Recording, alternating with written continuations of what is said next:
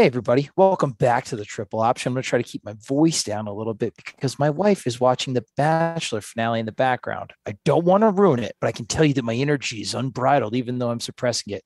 And Clayton, you are a true asshole. Gabby and Rachel for life. Anyway, speaking of my two, my Gabby and my Rachel, Coach AB and Kevin, how What you doing, fellas? the F-bomb? Who was Gabby and Rachel? Listen, dude, I'm sorry you're an uncultured swine and you don't like Uh, participate in one of the great cultural do events that this not, country after has to we just had offer. a 5-minute conversation about the great RIP Scott Hall. Oh, Okay. absolutely. Bachelor's the only show where the ones you like, you hope don't win because it's the world's worst prize. Absolutely. Hey, Especially your this reward year. is to be married to a just An oaf. toxic person. Yeah, an oaf made of mayonnaise in this case. Yeah.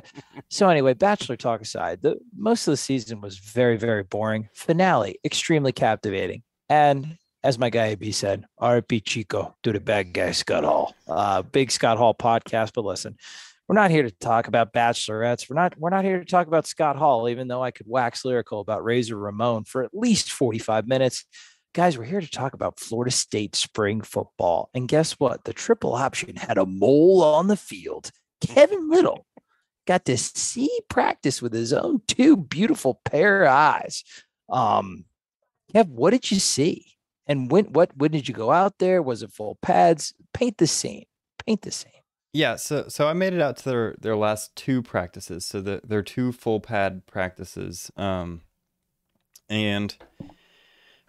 by all accounts, so I didn't get to go last year. So by all accounts, the energy seems good. I Okay. can vouch for that. But there's a crispness to practice. Everybody knows where they're going. Mike Norvell is a trip at practice. Yeah. The guy is, when you hear he's an Energizer Bunny, he truly is. He's keeping kids honest, but he's also making sure that he rewards kids when they're doing the right thing. So it's a fun environment. The kids seem to be bought in. There's very few. You see sometimes with the transfers, they'll do something their own way Mhm. or something, and he'll very quickly correct that. You can tell his eyes are on the kids that are new, to try to get them to buy into the culture that they're selling. And so all in all, that was really good. I guess we can start talking offense. Yeah, So what did you see? Did you just see like individual drills? Like how long were you there? Did you get to see some like scrimmagey type stuff? Like what stuck out to you with an eye for the offense like you have? yeah, so I've got to see all of it. Basically, I missed a few of the first sessions, but they'll do individuals, they'll do groups, then they'll do 11 on 11, goal line, 2-minute drill, all of the basics you would expect to see in a football practice. So I've been spending most of my time with the skill players. That's kind of my expertise. So I do want to make it more towards the offensive and defensive lines as practice goes on. But Don't hurt yourself, okay? Don't hurt yourself. Oh, you can't handle it, you scrawny jabroni. Yeah, apparently. yeah. Well, okay. Well, tiny skill man, what did you see from your tiny skill brethren? So the names that immediately pop out on offense, Jordan Travis is looking, I think, more refined. I think last year around this time, in pure drop back, like 7-on-7 situations, he Mhm. really didn't look as sharp as a couple of the other quarterbacks on the roster. But now he's looking like a true leader. He's making the throws. I do expect him to take a step forward on some level in that category.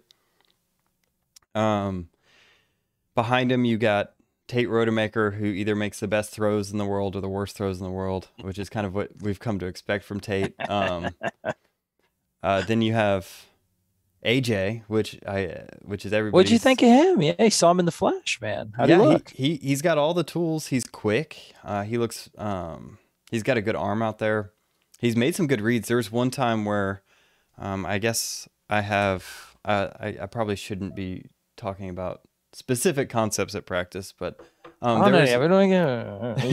There was a read, and I saw him progress to his third read and make the throw on the other side of the field in 11s. So that's pretty advanced for a freshman. So that's something to be excited about.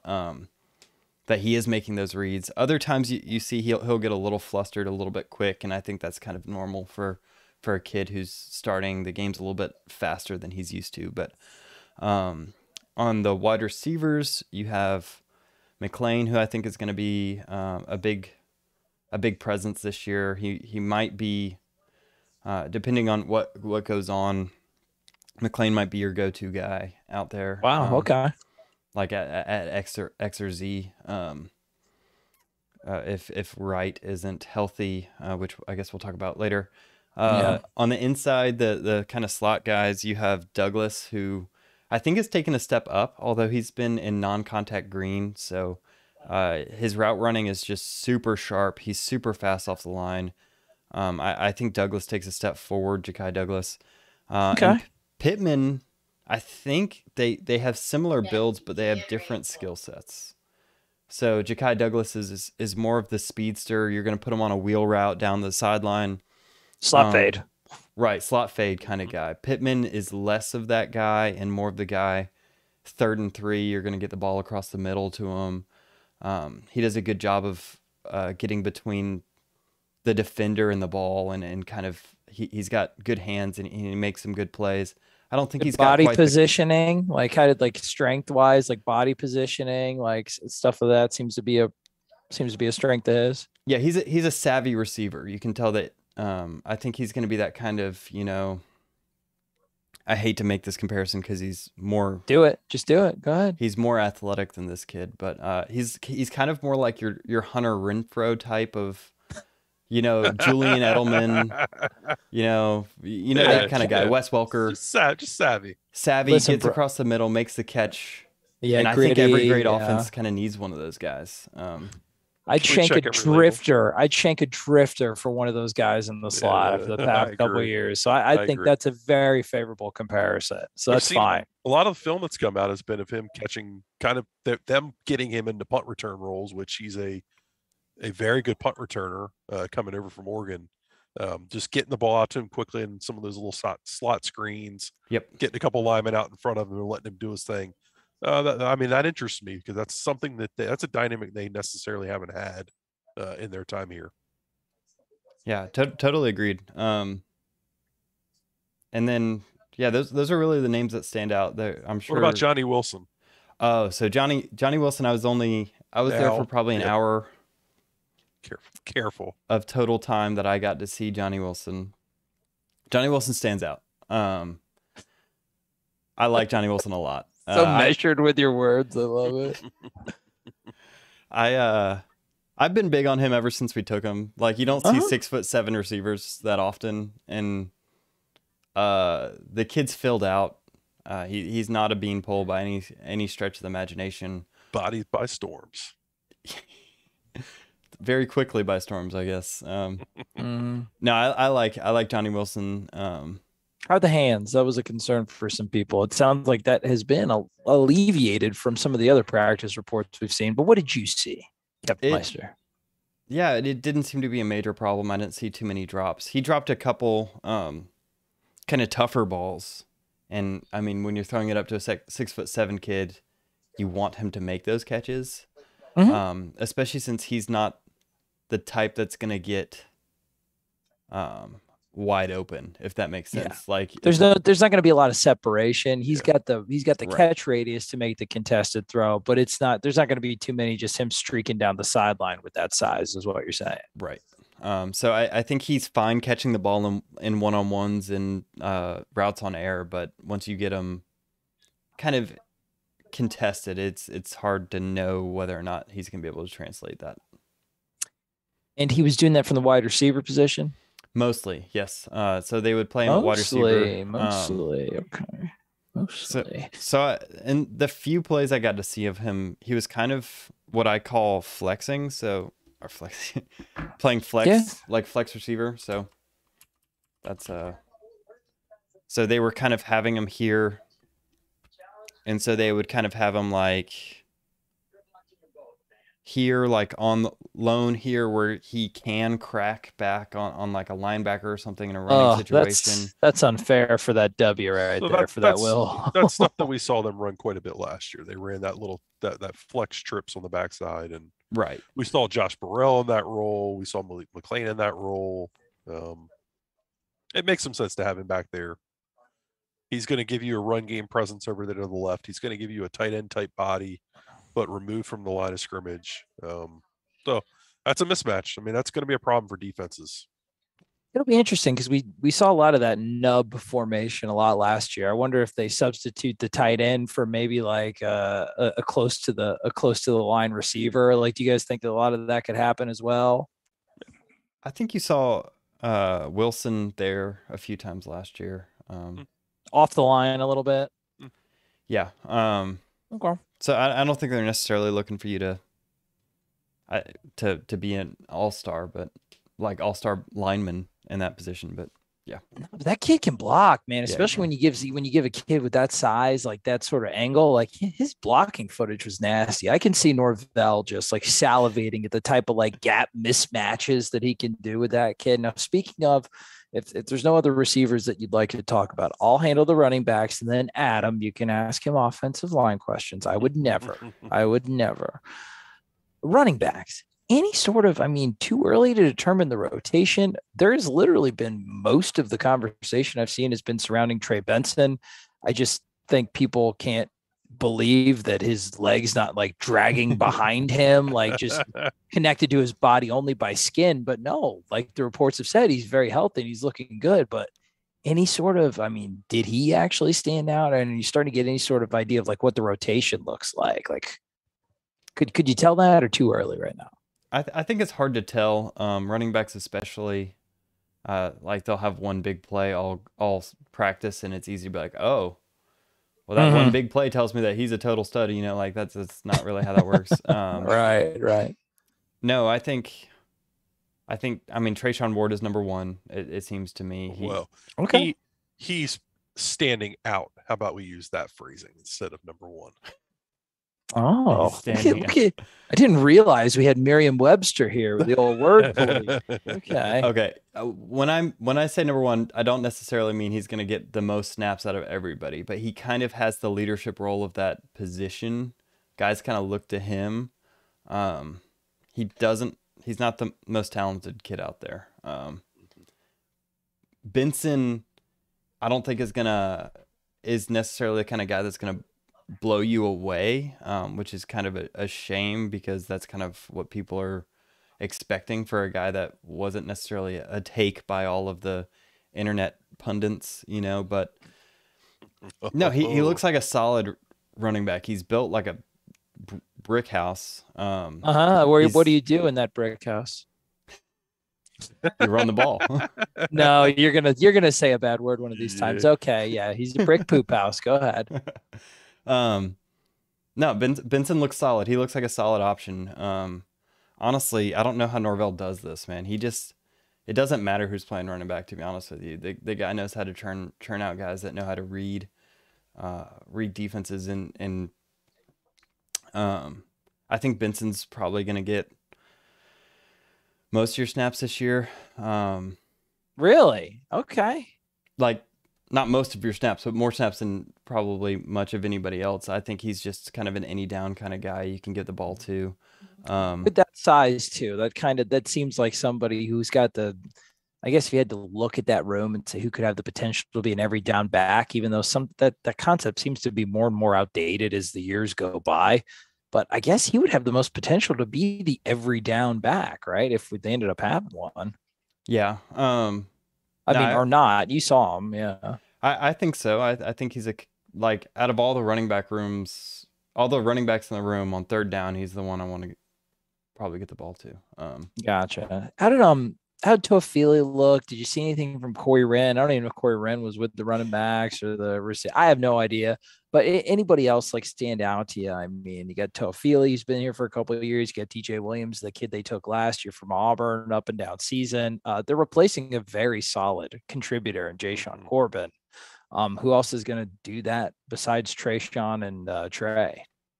Yeah, so I think Benson's going to kind of step into that Trayshawn Corbin role. I think Nice. that I haven't seen much of DJ Williams, to be honest with you. Corey Wren has flashed, so Okay.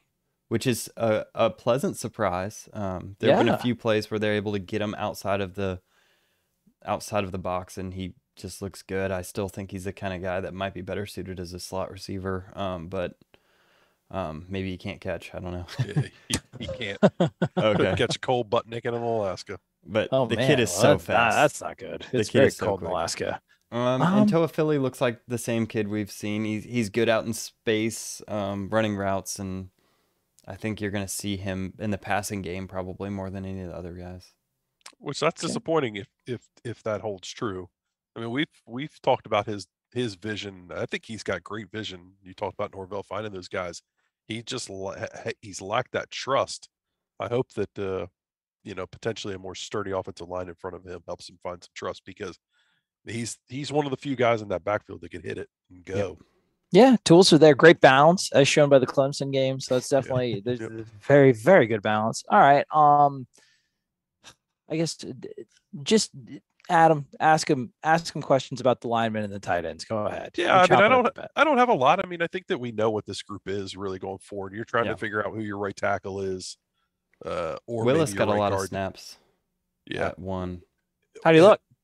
I thought he looked pretty solid, to be honest. He's so long, man. Like he's got the build to be a tackle. Yeah. So How about Bless Harris? It's the other young man who is competing in that role right now. So I saw less of Bless than I would feel comfortable giving you a super in-depth Sure. answer to that. By all accounts, it seems like Bless is maybe having a little bit better spring thus far than what Lloyd is, and I think Willis is a guy that they kind of projected as a 2023 kid. He was a major project. It seems as though he's transformed his body, gotten himself into a place where he's ready to contribute physically. I think it's just probably a maturation at this point that he needs to grow. He needs to develop the skills to be able to go out there and be relied upon. Darius Washington's played a lot of guard. Anything that's jumped out at you there? He looks comfortable there. He that seems to be more of a natural fit for him. We saw it last couple of years that when you get him out in space on that tackle position, he's just not really long enough. Mm-hmm. Not really.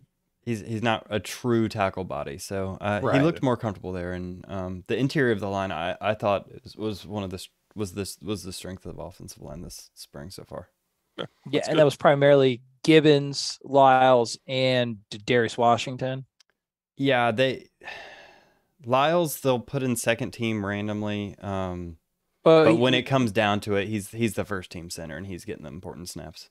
Does he look like it? I mean, you always got to wonder, a very talented kid that leaves an offensive line factory like Wisconsin. Was there anything that you were watching him that kind of made you think like, oh, I get why he left? Or was like, oh, FSU got a pretty good steal on this? So Lyles we did a film on him before, and he's exactly what we expected. He's not a people mover. He's like stalemater. He's a stopgap. You're not getting through him.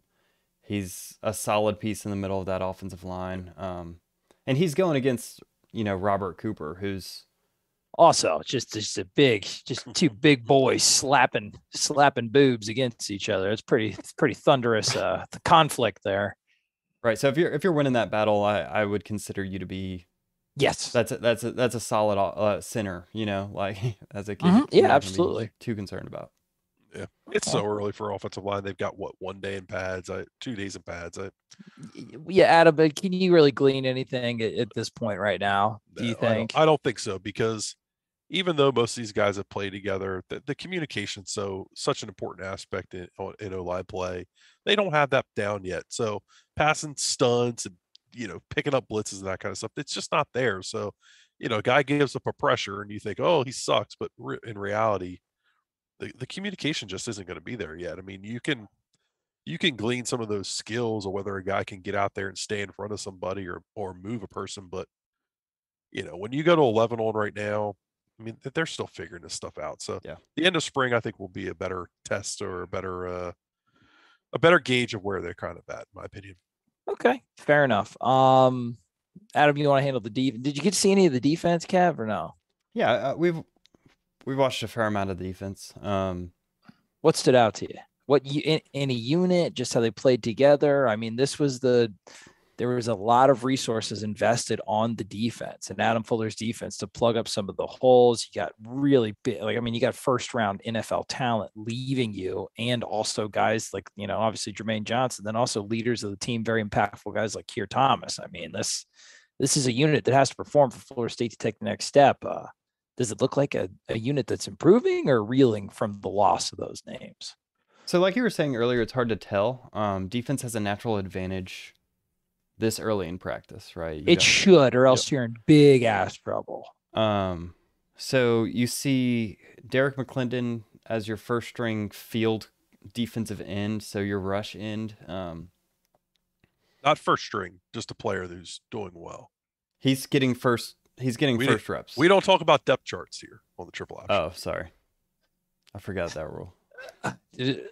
Go ahead. We'll pretend it didn't happen. Let's say he's facing Willis most often in practice. There you go. And he looks good. He looks solid. I don't think he's the kind of kid that's gonna win all ACC defensive end of the year necessarily, but I think he's better than what you had 2 years ago. I think I'm gonna continue saying that he's. I think he's slimmed up a little bit. If he hasn't, it might just be the optical illusion of the single digit, making him look thinner and quicker. I'll do it to you. The big question is Jared Verse, who's just dominating. Really, that's a really interesting development. I mean, not interesting. It's a very promising development because that was a kid that had to dominate. So it looks like he's advertised. He's not facing the competition level he will be facing in the season. Who's he mostly going up against? I want to say I saw him against Schrader. Okay. But don't quote me on that. No problem. So. But like you said, it's not. It's good. It's yet to be seen. I'd like to see him against tougher competition before I make anything. But he's twitchy. He's got the tools. So right now I wouldn't say that. I wouldn't tell you that he's standing out far above McClendon right now. Okay. But I think he has the tools to relatively short order.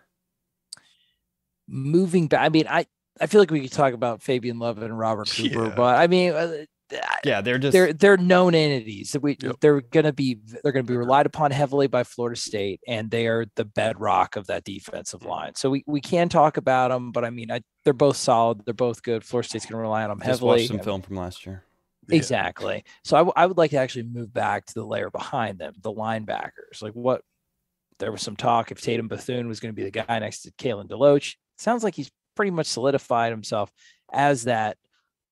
We don't talk about depth charts, so I don't know. But I mean, is he standing next to Kalen DeLoach when he's out on the field a lot of the time? Yes. And okay. Let's say there's a significant drop off when 15 is not on the field.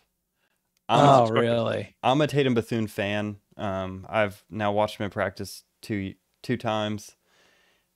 I think the kid knows how to play football. I think he has the size to play in the box. He has the agility to get back in space. There was one or two missed assignments in the last practice I saw where he missed an undercall and didn't carry a receiver across the line of scrimmage. But no, I think that Tatum Bethune really shores up that position group, and I think that we're not going to see nearly the problems we saw last year out of them.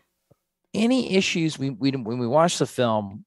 I thought during that bowl game against Florida, I was really surprised at how well he did in pass coverage, and then as far as like the run defense stuff, I wasn't extremely impressed. How does he look in practice? Was that just like a one game kind of small sample size deal, or does he look like a pretty like complete linebacker against both like phases of the offense that he could see? They're really not tackling so Okay. much. There's kind of thudding a little bit. Right. So it's kind of hard to tell how much of a presence he's going to make in the running game, but I am seeing the quick recognition and agility that's necessary to be a solid coverage linebacker. No, and you don't have 105 tackles without being able to tackle. So For sure. And like I said, we only watched it for one game, and we let the film tell the story, but it's all part of a bigger picture. Now, who are the guys that are in there when Deloach and Bethune are taking a blow? Who's out there? You've seen, Lundy and Gaynor, which are known commodities at this point. Paired together. You see them rotate everybody.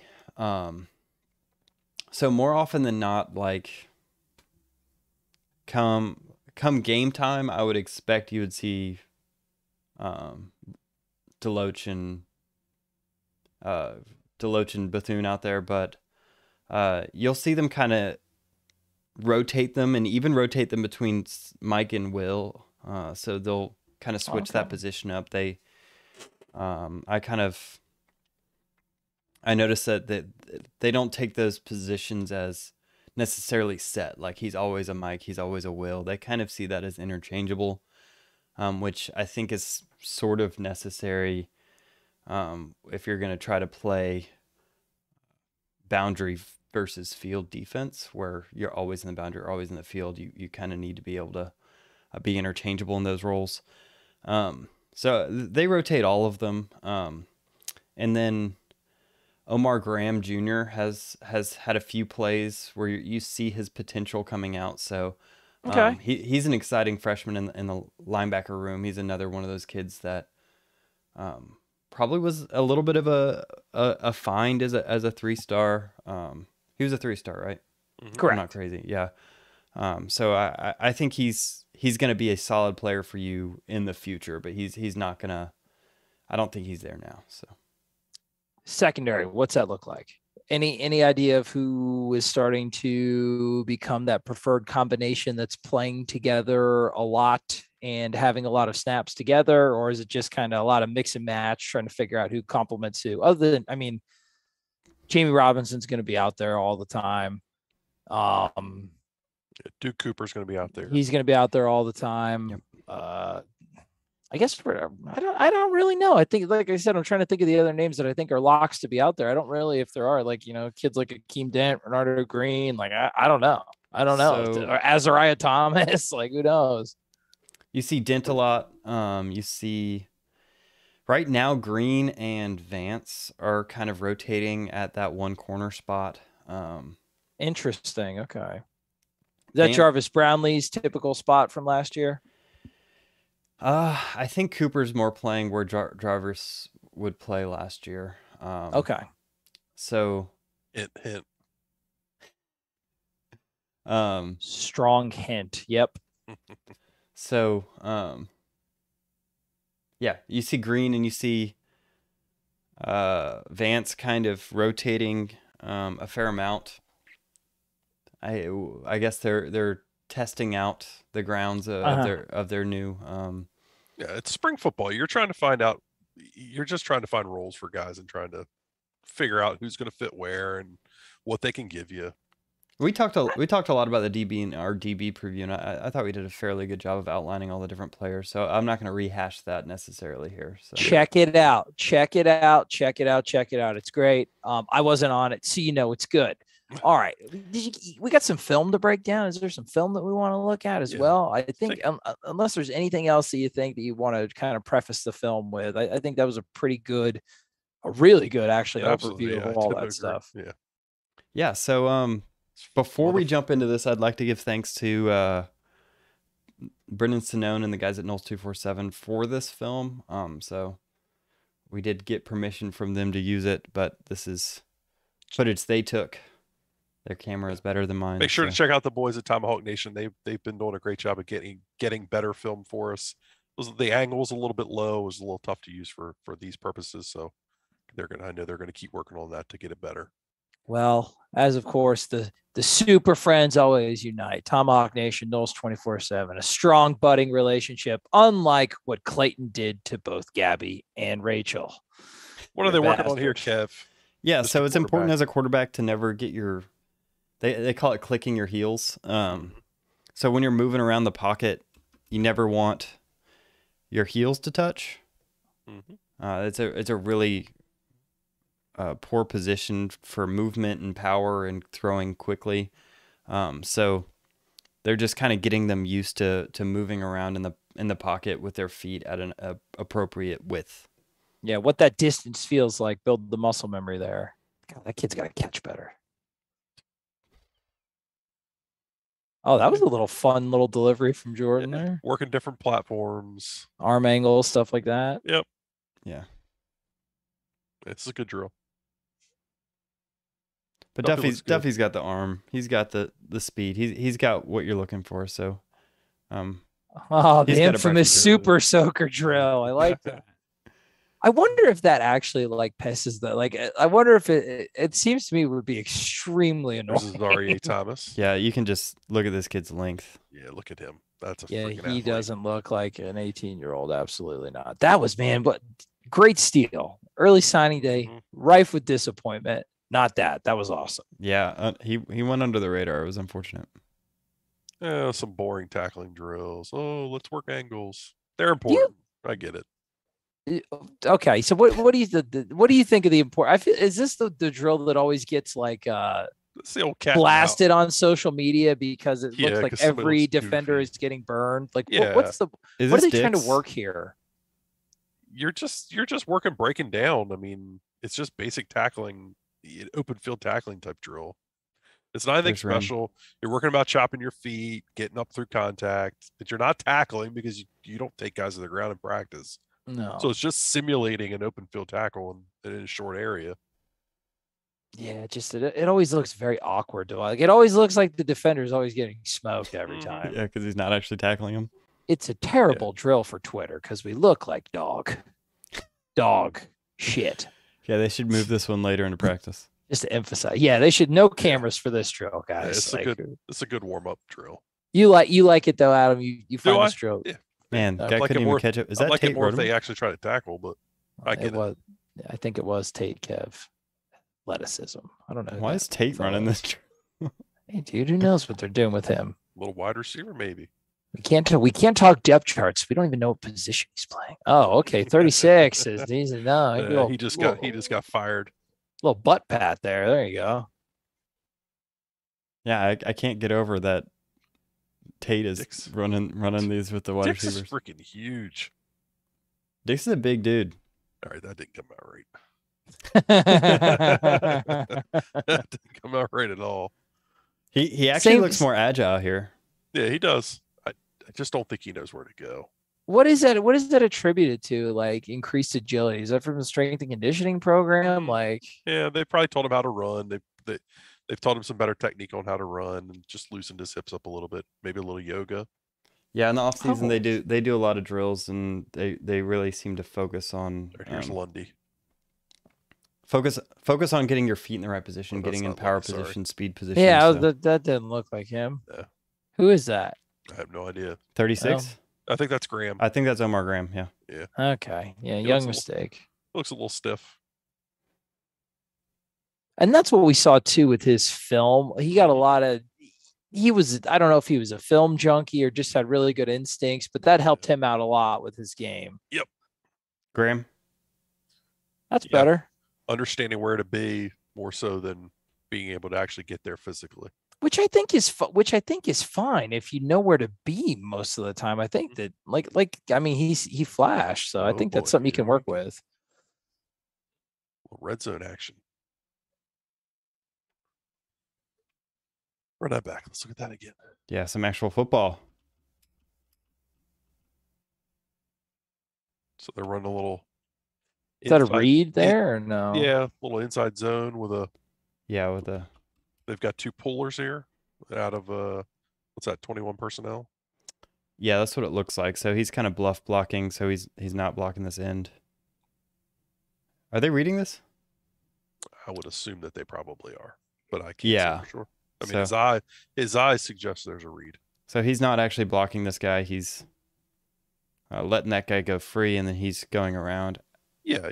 So you're setting up this is just they're blocking for the quarterback portion of this play. You've got two lead blockers on like a quarterback sweep type play. Right. It's a read between these two guys. Mhm. I think this is actually a pull. It's hard when his eyes are looking at the quarterback. So. I don't think based on where his shoulders are at right now, he read that wrong. Yeah, this is a touchdown if he pulls this. Mm-hmm. Yeah, look at all that. Yeah, that's what I was wondering. Okay. Seeing Leonard Warner a lot at Fox.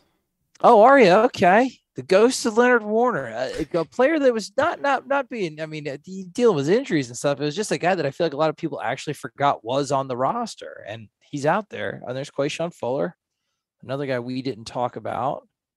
Little sprint out, classic 2-point tight red zone play. Right. Setting a couple natural picks. Yeah. Good throw. Yep. Great Who catch. was that? Is that Ontario? That's Tate Ontario. Mm-hmm. Okay. Yeah, dude, that'll work. Yeah, no complaints there. Pretty straightforward. No, but red zone execution was not a strength of this team last year, right? But a lot of that started with the run game. Their inability to run the football in tight spaces was exactly something particularly at the end of the year. Okay, catch that. It would appear so, but a decisive read from Jordan Travis, it was an interesting play because he had it's a false start there for sure. They didn't call it, but so there's a little screen. They motioned him down out there, I believe. Yeah. Oh, that is a horrendous false start. But I like the play design, right? Yeah. Yep. Linemen over there. Yeah, that was good. Yeah, We saw a little bit of that last year. That's become a popular play in the NFL. All right, now we got the other angle. Yeah, was that the same play? This is kind of the flex I was talking about. So he's not like a true inline tight end. He's off the tackle by a few feet. Who is that? Do you know? Portier, I think. Oh, okay. Yeah, it is 88. I thought Portier looked taller. Getting low in that crouch. You guys will never guess what play this is. It's mesh. Oh, I know. Oh, he circled this one. They throw the sit down, right? Yeah. It's Helton on the drag. All right, so you've got crossing receivers over the middle. That's the dead giveaway that it's mesh. They're supposed to sit when they see zone. So if they see that, so the way we taught it was you look at so this guy would look at the other receiver and he would see that no one's following him.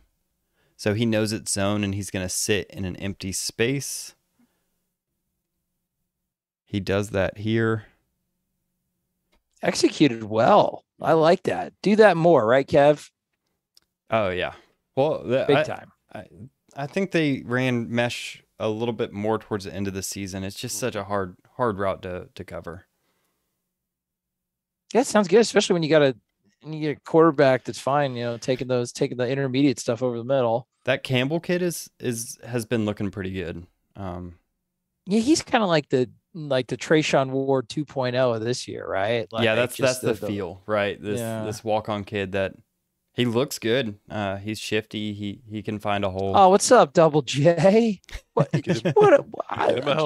I'm so happy seeing him around. Get paid, young man. Absolutely. Get all that money. Go to the Eagles, please. 15 overall. All right, a little O-line play down in the chute. Finally. Down in the chutes. Yeah, the big uglies. Watching Atkins coach is fun. He knows what he's doing. They're just working steps. That's all they're doing. Working steps, working footwork, making sure they get that second foot in the ground. That's right. Get the right height there. Trying to keep them. That's what the board over there is for. Yep. They're just trying to get their feet in the ground without standing straight up, be in a power position to win. Right, exactly. It's all about muscle memory, low first step, fire the hands at the same time, get up in them big old ham hock boobies. Elbows tight, thumbs up. like you said, looked. It's hard to tell. It did look better. I'm just trying to think visually from what we saw last year. It does seem to be more decisive. Yep. As far as like the size, it does seem to be that the strength and conditioning program is starting to look cold. I think Willis was the guy with the horrendous false start. Mhm. However, he looked like, wow, he looks good. A lot of the guys look good. A lot of the guys look the routes. There's not too, I mean, we didn't see any busted garbage off of that. Like it was just, a wrong read here or there, but everybody's going in the right direction. So I'm more, after listening to you, Kevin, I'm more optimistic. It is going to be interesting to see what happens with that wide receiver room. We did mention Winston Wright, so that's the West Virginia transfer. I think he got into a car accident. I don't know what day it was, but I think it was in Savannah during his spring break. I don't know the extent of the injury. I think it was an injury to his leg is what we've heard. So that sucks. That's horrible. We feel totally bad for the kid. And I mean, it's when something like that happens, you just hope the kid's fine and healthy. And I don't really feel super comfortable talking about it. It's like as a football perspective, but just I want to acknowledge that that's why we didn't mention him. And speedy recovery and all that good stuff. I'm sure more info will come to follow. Yeah, absolutely. Well, I feel good. Kevin, you were out there. I mean, are you going to go to more? I mean, what's the deal? Did you just get like the fever and the bug? Are we gonna have like a little triple option boots on the ground presence? Like, what's the deal, brother? Like, you becoming a fixture there at the More. They just moved it later so I can make it. Well, I know it was done all for you, and just like it just reminds me of our show because we do everything for you guys, the fans. We love you. We've got boots on the ground. We're breaking down granular practice footage. We're moving just closer, inching ourselves towards that spring game where I think a lot of questions are going to be answered about the mysterious depth chart that we did not talk about one time ever. We never talked about it, I promise you. And it's a good time to get on the triple option bandwagon. It's a good time to be at the top of our depth chart. So to do that, subscribe, put your notifications on, and tell all your little friends that the triple option is not screwing around anymore. We are the real deal. Go to the Patreon, get yourself some merch, give Kevin money. He's a nice boy and he needs your money. He needs freaking gas money to get to practice. Come on. That is true. Don't we all? That is true. That is actually a very prescient thing to say. That is extremely accurate. Well, I love you guys. I don't really have anything else I'd like to say unless you guys have anything to add, because I'm ready to do the chopping. Oh no! Check out AB's overreaction piece he put on Tomahawk Nation. It's worth reading. The prodigal coach returns. How did it feel to like string a couple of words together in sentences like absolutely a human horrible. being? I'm illiterate. I'm horrible at it. People love it. He's the F. Scott Fitzgerald of spring football. That's right. Spinning yarns. The next great author of our time, Adam Brown. Shit. That's right. For Kevin Little, for J.K. Rowling in the yellow shirt up there, I'm Trey Rowland. We love you. Keep chopping on, and we'll talk to you later.